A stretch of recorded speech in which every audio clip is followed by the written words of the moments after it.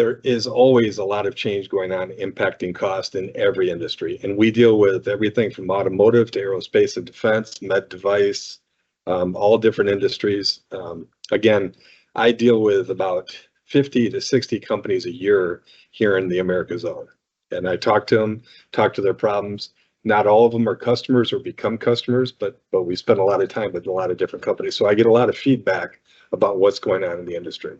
And some of the stuff that people are going through right now, everybody's going through downward price pressure on their products, no matter what industry they're feeling pain for one reason or another.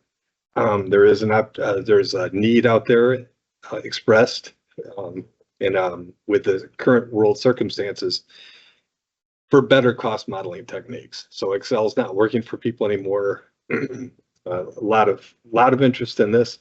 We've been very, very busy, Scott and I have, over the last few months with what's going on internationally.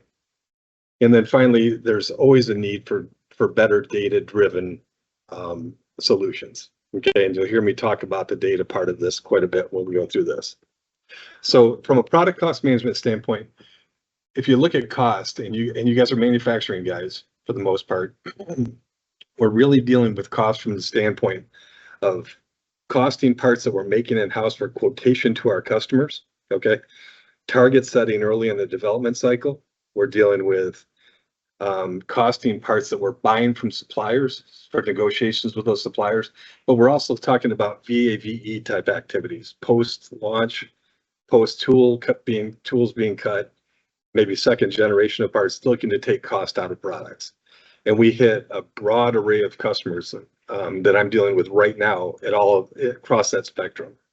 So when we start in the far left, though, of this chart, what we're dealing with is situations where we have no CAD data for a part. We might have a verbal description. We can start the costing process through the reuse of existing data, through the reuse of surrogate parts that have been costed in the past. Because you'll hear me talk a lot about data, I can take an existing estimate that might have been done 2 years ago for a part, put it into a new folder, and all the economics for that are updated immediately.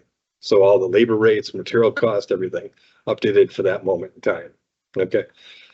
The idea from a cost reduction standpoint is to move all of this activity, obviously, as far left on this chart as we can get,